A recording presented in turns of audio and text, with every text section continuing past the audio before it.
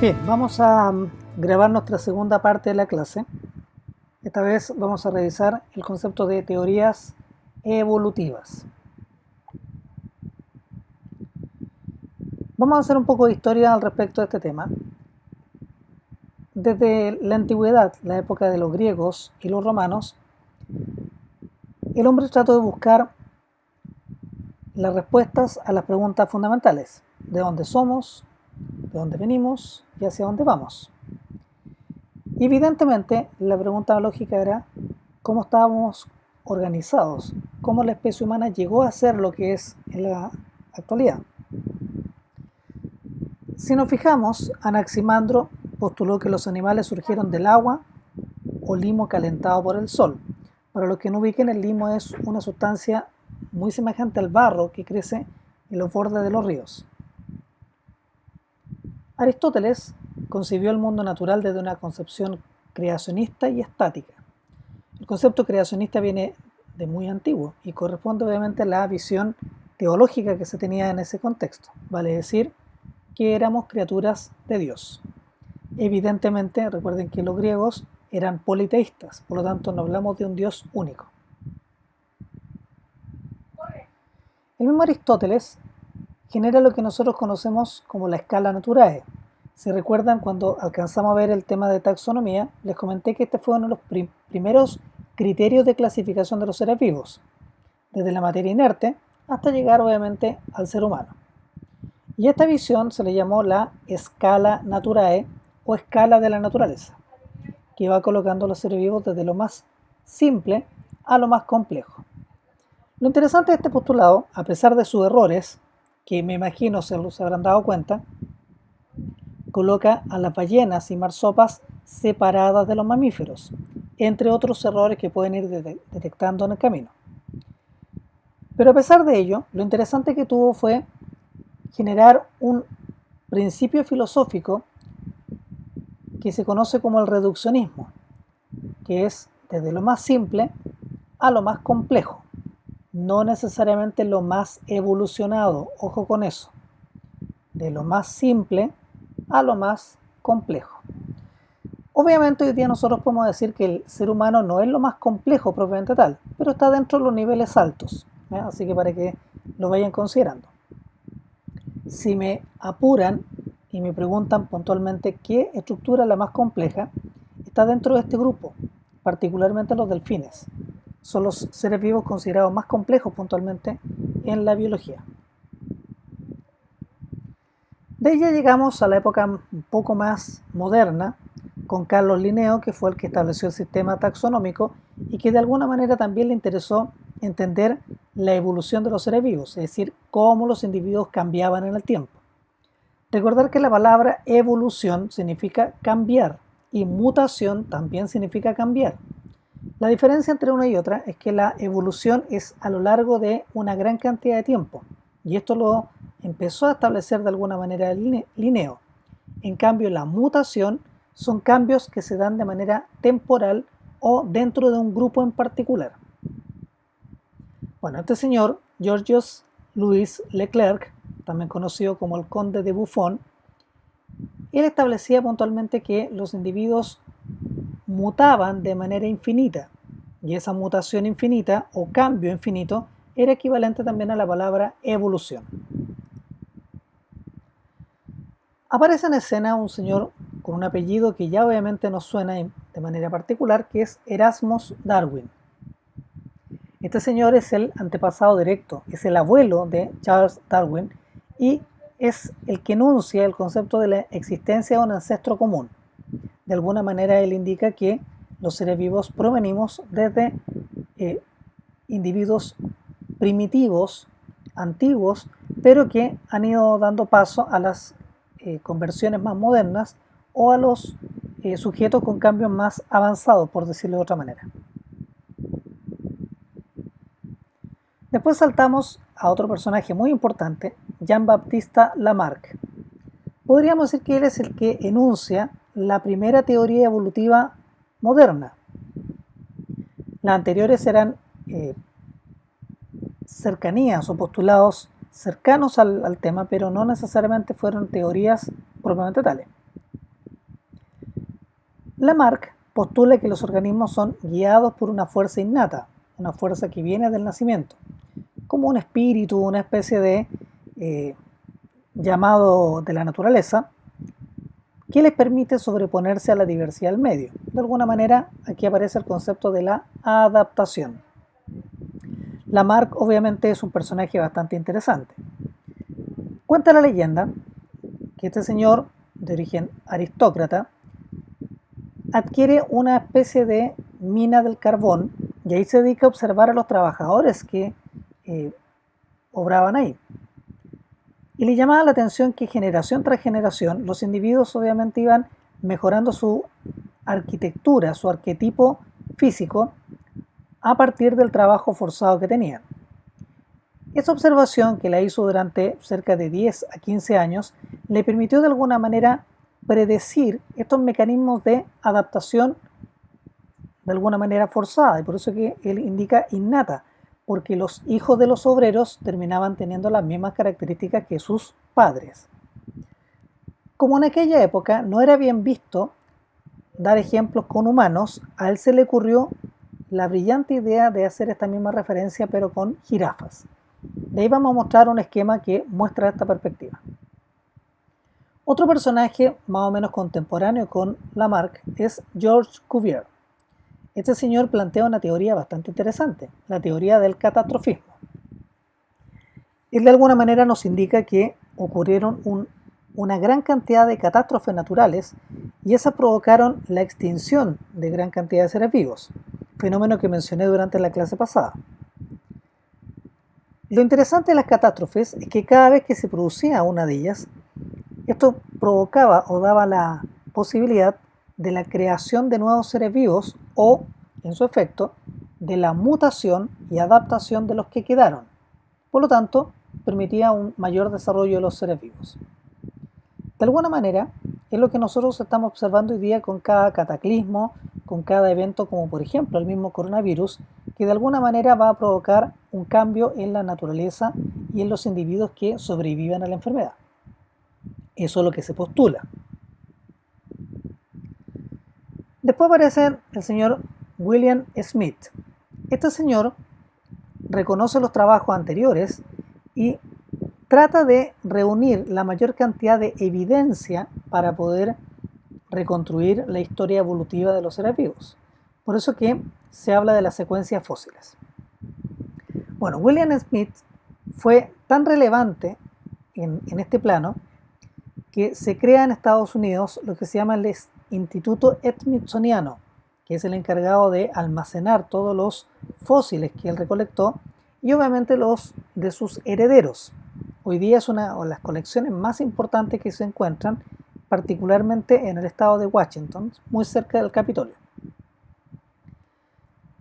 Por otro lado, nos encontramos con Charles Lyell, quien postulaba la idea de una Tierra muy antigua y que no había cambiado mucho y que se mantenía relativamente constante.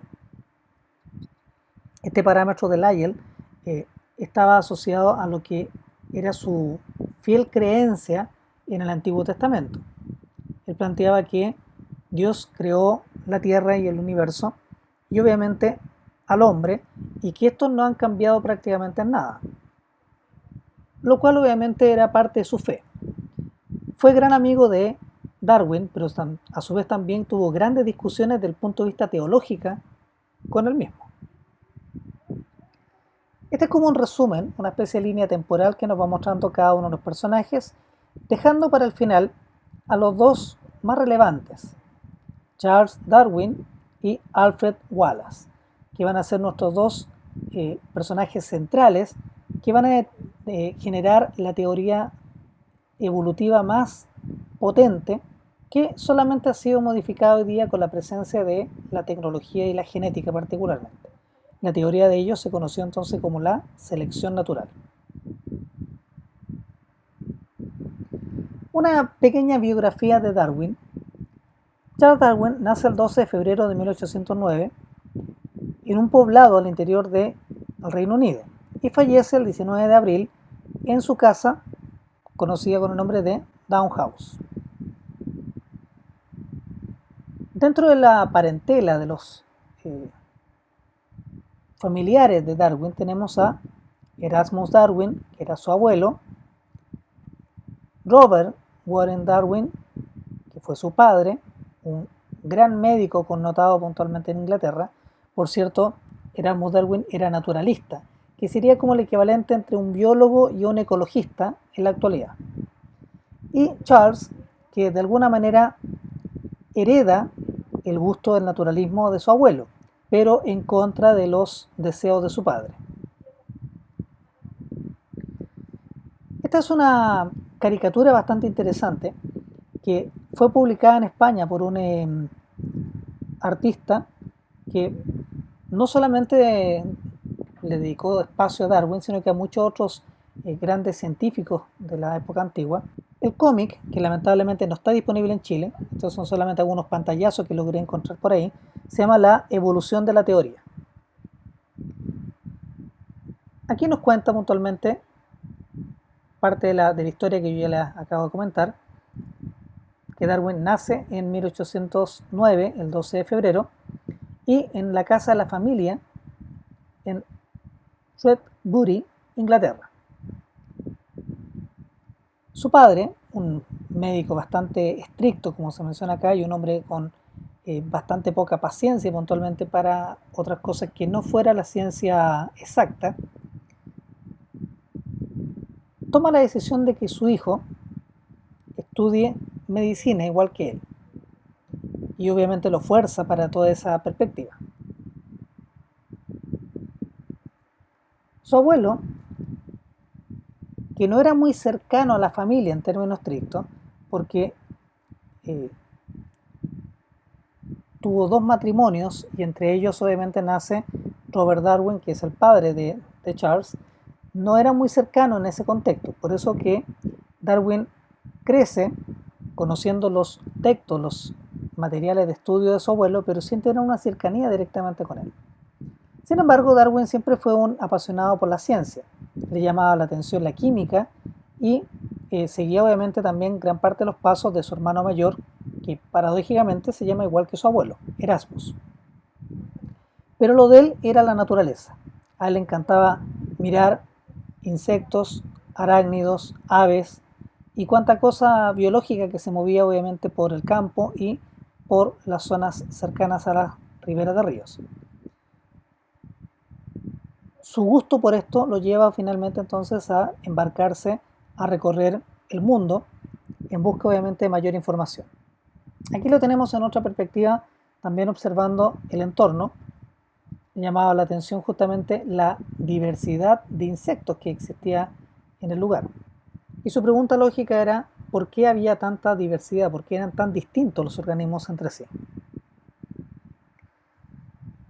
Cuando llega a una cierta edad, él le propone a su padre estudiar naturalista. Y si ustedes se fijan, su padre se niega rotundamente. Y aquí hay una parte del texto que obviamente no es 100% real. Cuando le dice, tú serás médico igual que yo y que tu abuelo. Haciendo referencia no a su abuelo Erasmus, sino que al abuelo materno, ya que él obviamente no lo consideraba muy cercano, ¿no? Y evidentemente era porque la profesión de médico era mucho más respetable, entre comillas, que la profesión de naturalista. Lo manda a estudiar precisamente a Edimburgo en 1825 y allí uno de los parámetros más potentes es cómo descubre su vocación claramente. En esta clase de disección anatómica, Darwin no es capaz de soportar puntualmente lo que es el proceso de una cirugía en un cadáver, obviamente, y desmaya. Lo cual hace evidente de que él no podía seguir este curso porque era uno de los requisitos ser capaz de soportar uno de estos procesos. Con la frustración de no poder obviamente conseguir los estudios correspondientes, el padre decide enviarlo a estudiar teología, que conjuntamente también se estudia la filosofía, y eso lo lleva obviamente a conocer cosas mucho más globales, no solamente el estudio de Dios. Se convierte obviamente en un gran estudiante a ese respecto, sin embargo le llama más la atención el concepto de la naturaleza. Y aquí hay un personaje importante, no se menciona en términos estrictos, pero es uno de los catedráticos que le induce de alguna manera a Darwin a ir a una expedición a conocer la naturaleza de las cosas.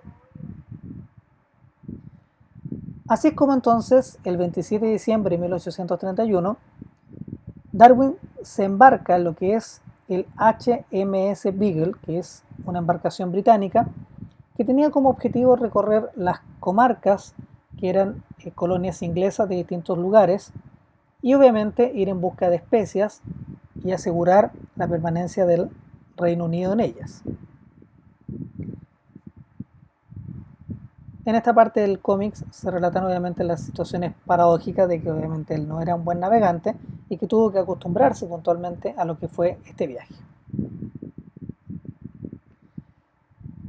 Hablamos que fue un viaje bastante largo, saliendo del puerto de Plymouth, pasando por las islas Azores, Cabo Verde, Salvador de Bahía, Río de Janeiro, Montevideo, las Islas Malvinas o Islas Falkland, Valparaíso, donde hizo una buena cantidad de recorridos desde el interior, particularmente el Cerro La Campana, después el Callao, las Islas Galápagos, donde estuvo también una buena cantidad de tiempo y llegó varias veces nuevamente a este mismo lugar, pasando entonces por Sydney, Hobart, King George Sound, la Isla Cocos, Mauritius o Isla Mauricio, Cape Town, Salvador de Bahía, Cabo Verde nuevamente y Plymouth de manera terminal.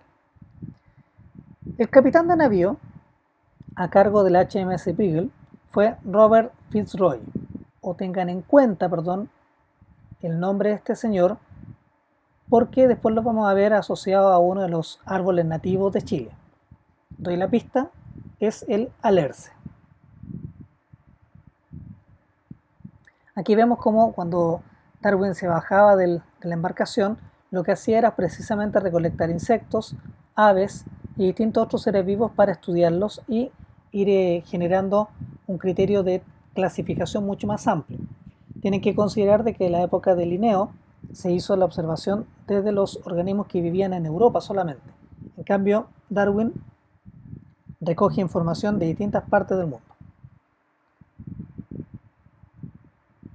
Esta es la contraportada del cómics, que muestra la misma perspectiva de los viajes y de alguna manera todo lo que recolectó Darwin en su recorrido, desde lo que fueron fósiles, restos de esqueletos de organismos, como también colecciones de organismos vivos y todas sus anotaciones que generó durante todo ese viaje. Que estamos hablando que fue un viaje bastante extenso, es decir, desde el 27 de diciembre hasta el 2 de octubre de 1836. Repito nuevamente, del 27 de diciembre de 1831 al 2 de octubre de 1836. Es decir, prácticamente 5 años viajando para poder obtener una gran cantidad de información al respecto. Esta imagen muestra lo que fue la casita de campo de Darwin. Esta es la denominada Down House, que es una de las propiedades de la familia Darwin. Darwin, recuerden que era de familia también aristócrata y por lo tanto bastante adinerada. Esta era la sala de estudio o la oficina, si la quieren llamar de otra manera, de Darwin. Acá hay resto de los esqueletos, de las estructuras que trajo en sus viajes. Aquí también en estas cajoneras se supone que también hay algunos de los artículos personales que él logró recolectar. Y aquí es donde él obviamente se sentaba a redactar sus escritos y analizar lo que había traído. Destáquese obviamente un muy buen lector. Esta era parte de la biblioteca que él permanentemente revisaba y leía para seguir entendiendo mejor el mundo natural. Esto, por cierto, entonces nos lleva a la siguiente deducción. Los grandes científicos son muy buenos lectores en ese plano. Si se remiten aquí, este es un espejo y nótese que la parte de atrás está llena de libros. Entonces, reitero nuevamente, estos grandes científicos no solamente se inspiran en la naturaleza, sino que además también recolectan información de la literatura y leen, pero una gran cantidad de material. En el plano ya más familiar, Charles Darwin desposa a Emma Wedgwood Allen, que era prima en segundo grado de él. De ahí viene obviamente este símbolo que de alguna manera lo coloqué acá por el término del parentesco que había entre ellos. Matrimonio que no fue muy bien considerado para la familia Darwin, pero ya como él era mayor de edad literalmente, decide casarse con su prima. Y tienen 10 hijos. No vamos a entrar en el detalle de cada uno de ellos, pero sí hay un caso particular en una de las hijas, que es la que marca de alguna manera la historia de Darwin. Aquí están algunos de los antecedentes familiares. Y particularmente, una de las hijas que, insisto, marca la vida de Darwin es Anne. Ella nace en 1841 y fallece en 1851. Y Darwin, producto de una enfermedad que se observó en su hija, se cuestiona el concepto de la endogamia. ¿Qué es lo que es la endogamia? Ese concepto que estaba recién entendiéndose en el contexto científico de la época y que corresponde cuando los individuos se casan entre parientes. Algo que ya se estaba estudiando en distintas culturas en África y en Asia, y que evidentemente llevaba como referencia enfermedades y mortandad de los hijos. Esto le provoca obviamente un quiebre del punto de vista tanto emocional, porque era una de las hijas favoritas puntualmente de Darwin, como también del punto de vista biológico. Considera que incluso Dios lo castigó por su falta de fe y particularmente por postular teorías que iban en contra de la religión de la época. Finalmente Darwin fallece de una enfermedad crónica, pero también se dice que de una gran depresión, de una gran pena, el 19 de abril de 1882. Pero antes de eso alcanza a redactar varios libros, varios documentos que dan cuenta particularmente de lo que es la teoría de la evolución.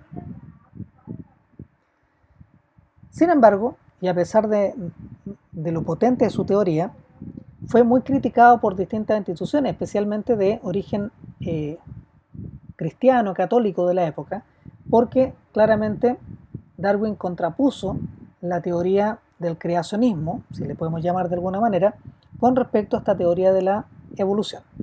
¿En qué sentido? No era bien visto puntualmente que alguien osara insinuar de que el humano era descendiente de un primate, porque técnicamente nosotros éramos una creación de Dios. Por lo mismo, eso fue considerado casi una blasfemia. Y de ahí que se le realizó una gran cantidad de críticas y prácticamente podemos decir que se le hizo bullying en su momento. Este es el texto principal, no es el único que escribió Darwin. Darwin debe haber escrito fácilmente unos 10 libros, pero este es el principal, El origen de las especies, que no solamente es un texto biológico, sino que además es un tratado de filosofía de la ciencia, que se ocupa bastante en Europa particularmente, en asignaturas relacionadas con filosofía. No solamente Darwin fue uno de los que estuvo involucrado en este tema, sino que aparece en escena un señor que, siendo relativamente más joven que Darwin, se convierte en su principal seguidor, sin haber tenido ningún contacto físico con él, solamente se mantuvieron en contacto a través de cartas. Y él fue Alfred Wallace. Entre ambos desarrolla lo que nosotros conocemos hoy día como la teoría de la selección natural.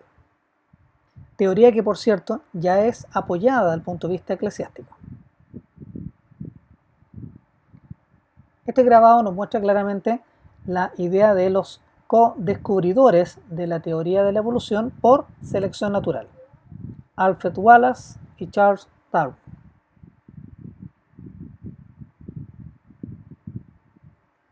Bueno, para complementar precisamente el postulado de ambos, vamos a ir revisando en términos generales en qué consiste esta teoría para entenderla. Nuevamente es importante recordar el viaje que hizo Darwin, que si bien es cierto es importante, no se compara a la cantidad de viajes que realizó Alfred Wallace.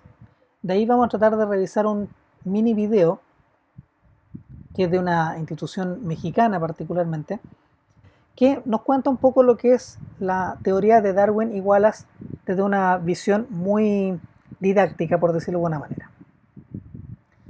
Esta es parte de lo que Darwin logró recolectar en su viaje con respecto a los famosos pinzones. Los pinzones son un tipo de ave que él encontró en la isla de los Galápagos. Para quienes no se ubiquen, esto es en la zona de la costa de Ecuador. Son una serie de islas en forma de tipo atolón, que son varias islas pequeñas que están como rodeando una especie de cráter de volcán, ¿ya? Es un atolón, por si es que alguno no lo ubica. Bueno, en estas islas, que están distanciadas una de ellas por varios kilómetros y por una buena cantidad de océano, se encontraron distintas variedades de estas aves. Cuando Darwin llega a Inglaterra con algunos de estos especímenes, el taxónomo le llama la atención de que en el fondo era la misma variedad de ave, pero con distintas adaptaciones. Y pensaba que obviamente se trataba de organismos que vivían en distintos continentes. Cuando Darwin le comenta que son solamente organismos que estaban separados de algunos kilómetros de distancia entre una isla y otra, el taxónomo queda impactado puntualmente de la importancia que tenía el ambiente y el tipo de alimentación del cual obviamente dependía el organismo. Y ahí se relacionó evidentemente el concepto de adaptación y evolución. Por ejemplo, este pinzón grande de tierra tiene un pico idóneo para comer semillas grandes, de tal manera entonces que esta forma le permite poder comer este tipo de estructura. Esto lleva entonces a un plano filosófico bastante interesante. La forma determina la función y no la función a la forma. Si comparamos ahora entonces con este pinzón de tierra, pero más pequeño que el anterior, él tiene un pico un poco más alargado, diseñado para poder comer semillas pequeñas. Entonces nuevamente se cumple la premisa que la forma determina la función. Por otro lado tenemos al pinzón gorjeador, que tiene un pico idóneo para poder comer insectos. Por lo tanto, a diferencia de estos dos que eran herbívoros, este es considerado entonces un carnívoro o insectívoro, si lo quieren llamar de otra manera. Y tenemos por otro lado este que es un pinzón arbóreo, que es absolutamente también vegetariano, al igual que los casos anteriores, pero que tiene un pico idóneo para poder comer hojas de distintos tamaños y distintas formas. Así como estos 4 especímenes, habían alrededor de 7 más, y cada uno con distintas adaptaciones, ya sea el color del plumaje, el tamaño, el lugar donde habitaban, que era la parte baja de la selva, los árboles, los matorrales, etc. Y eso Darwin le llamó tanto la atención que se lo imaginó como si fuera una rueda de carreta, en sentido de que cada uno de estos derivaban de un ancestro común, y este ancestro común generaba como radios de desarrollo biológico. Por lo tanto, él bautiza esta perspectiva la radiación evolutiva. Insisto, el concepto de radiación era porque pensó que esto era como una rueda de carreta, donde en el centro estaba el ancestro de estas aves y estos derivaban en radios hacia cada segmento. Entonces, eso se le llamó radiación evolutiva. Aquí está esta misma perspectiva, tomada obviamente de una imagen de la Enciclopedia Británica, que le muestra precisamente la idea que les comentaba recién. Un ancestro primitivo, que técnicamente ya está extinto, pero a partir de él se van generando las distintas variedades de pinzones. Entonces a esto se le llama radiación evolutiva o radiación adaptativa en los pinzones de los Galápagos. Te dejo la referencia para que la profundice un poco más y trate de investigar qué otros organismos están también vistos desde esta misma perspectiva. Te vas a encontrar con que esto es equivalente a lo que ocurre con las razas de perros y gatos, que también han sido observados en el concepto de radiación adaptativa. Pero te vas a encontrar con una pequeña diferencia, que en este caso toda esta radiación adaptativa es natural. En cambio, la de los perros y los gatos ha sido manipulada por el hombre. Nuevamente aquí tenemos la idea de Darwin y Wallace con el postulado de sus teorías. Sin embargo, lo interesante es que el trabajo de ambos se presenta en una sociedad que se llama la Sociedad de Linneo o Lionel Society, y que es una institución muy prestigiosa que hasta el día de hoy todavía existe en Inglaterra y que pertenece obviamente al mundo científico de gran relevancia en ese sentido.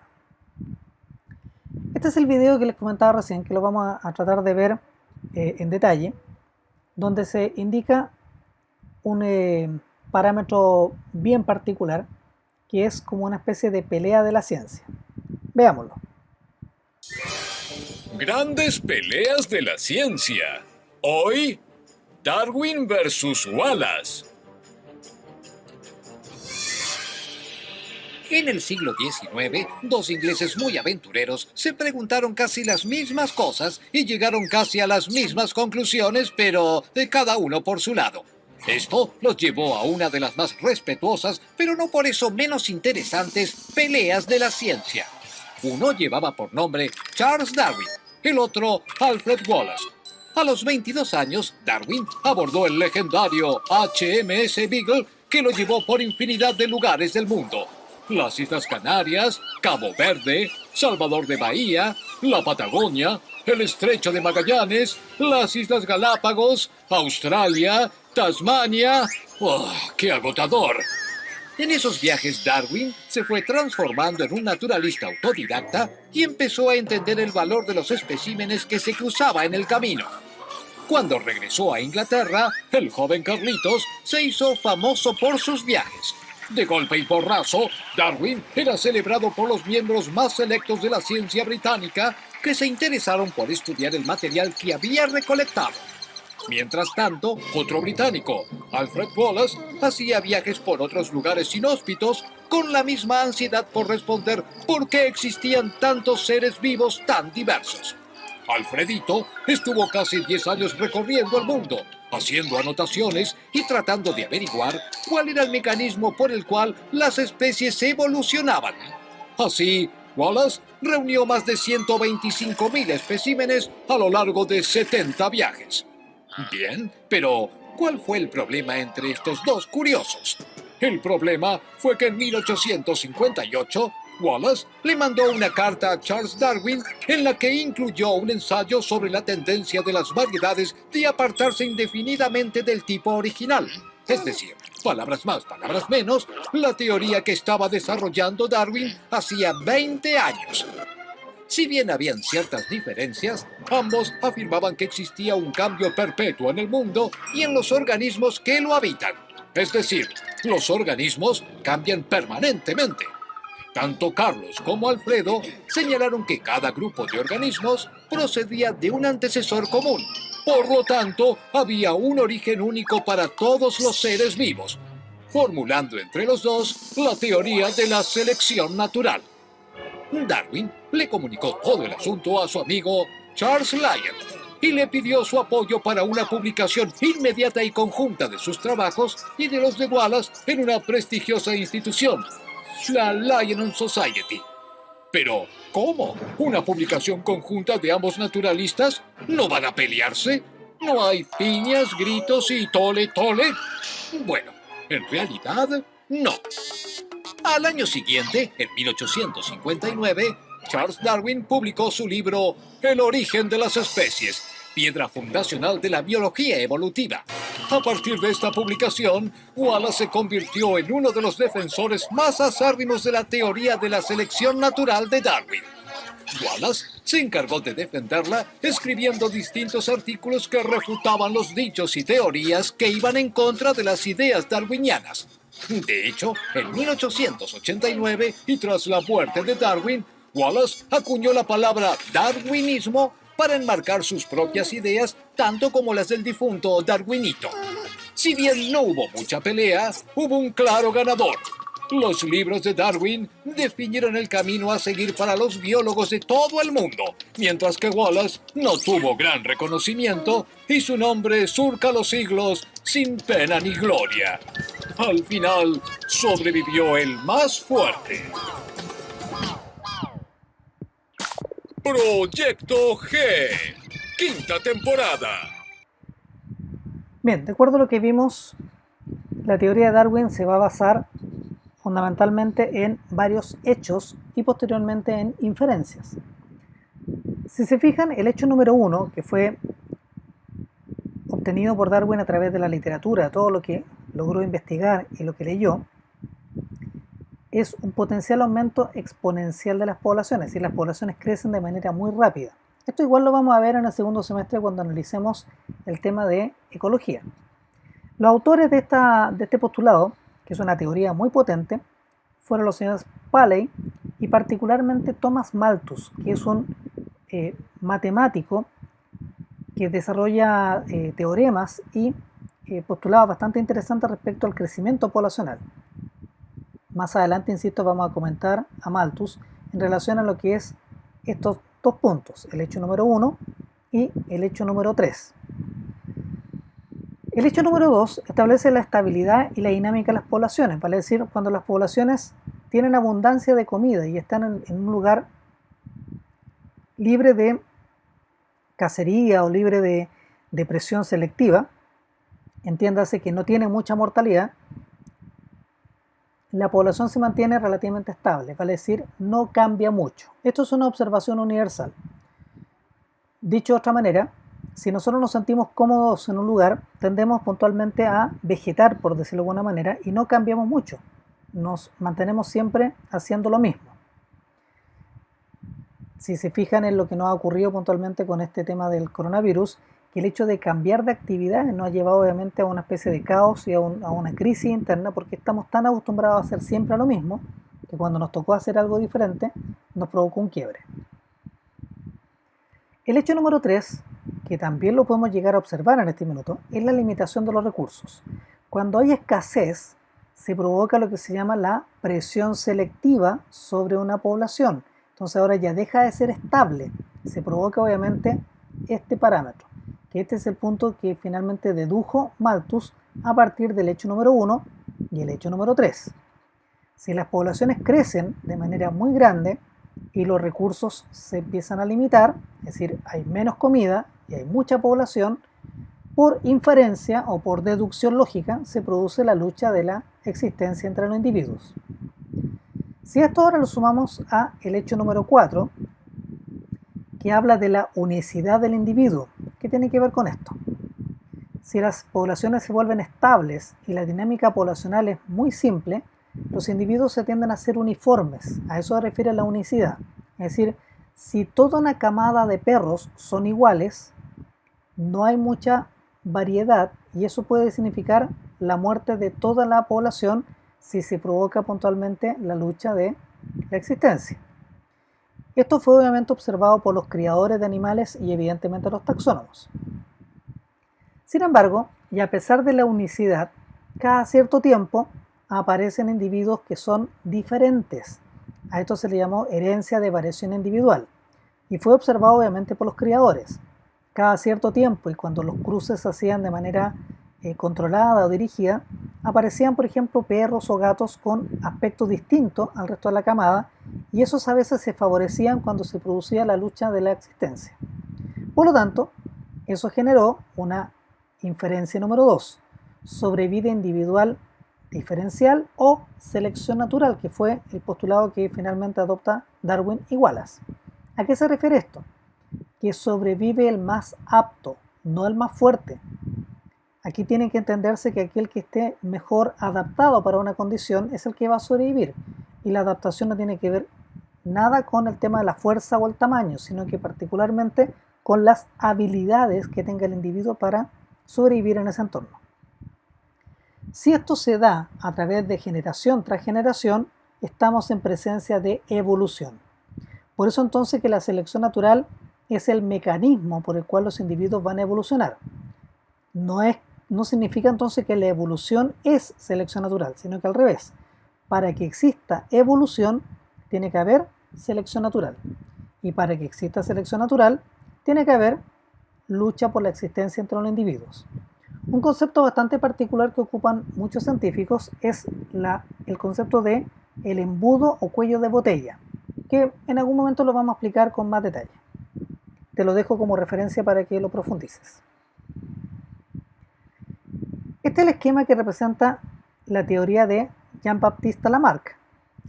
Recuerden que, como les comentaba, Lamarck observó esto mismo en obreros de las minas del carbón. Por lo tanto, sus observaciones fueron bastante subjetivas y no podía obviamente presentarla de esta manera. Entonces, a él se le ocurrió este diagrama o esta idea pensando obviamente en jirafas. Entonces, según él, la jirafa antecesora, la jirafa precursora, era de cuello corto. Esto, para que se haga la idea, era más que una jirafa, era parecido puntualmente a un camello. Entonces, esta jirafa que tenía un cuello parecido al de un camello, a la medida que necesitaba alimentarse de la copa de los árboles que eran cada vez más altos, tuvo que esforzarse para que su cuello se estirara. Y con el tiempo el cuello se fue haciendo cada vez más extenso y obviamente esto se denominó una especie de evolución progresiva. Si esto fuera cierto, nosotros debiéramos encontrar restos de fósiles de este individuo, de este y evidentemente este que es el actual. Por razón lógica, sabrás que esto no existe. Es lo que se conoce como el eslabón perdido. Es decir, ¿cómo conecto desde este individuo hasta acá? Tendría que encontrar este que está aquí en el medio. Y como no existe, claramente la teoría de Lamarck se descartó. Entonces, ¿qué diferencia existe al respecto con la explicación que da Darwin para la misma situación? Veamos una gráfica comparativa. Volvemos nuevamente a la teoría de Lamarck.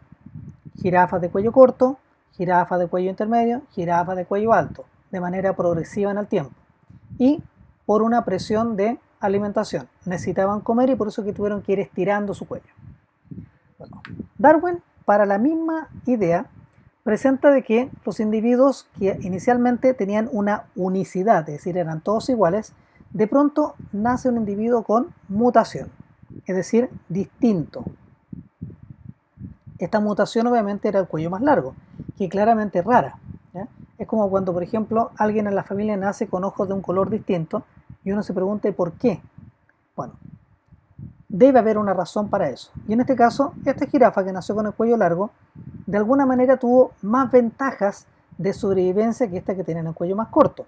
Y por lo tanto, a medida que fue pasando el tiempo, las jirafas de cuello largo tuvieron mayor posibilidad de expectativa de vida, se pudieron reproducir, y mientras más se reproducían, más jirafas de cuello largo aparecían.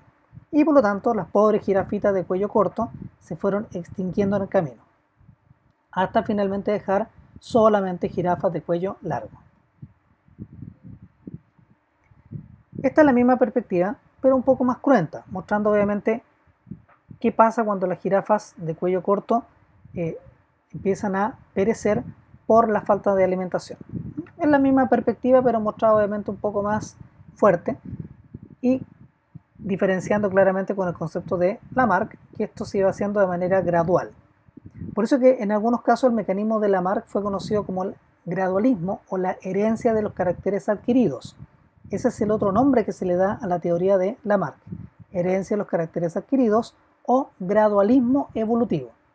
En cambio, el mecanismo de Darwin es por selección natural y por lo tanto entonces provoca saltos bastante abruptos entre una variedad y la variedad final. No existe entonces en la teoría de Darwin el eslabón perdido, y por eso se le llama precisamente así, eslabón perdido, porque no hay una conexión entre una variedad y la otra, entre el antepasado común y obviamente el resultado final. Bueno, esto es para cerrar un poco el panorama, para que profundicen respecto a uno de los detalles que mencioné en el video. No sé si recordarán puntualmente que les dije que tuvieran atención con el capitán de fragata del HMS Beagle. ¿Se acuerdan? Bueno, el señor era Robert Fitzroy.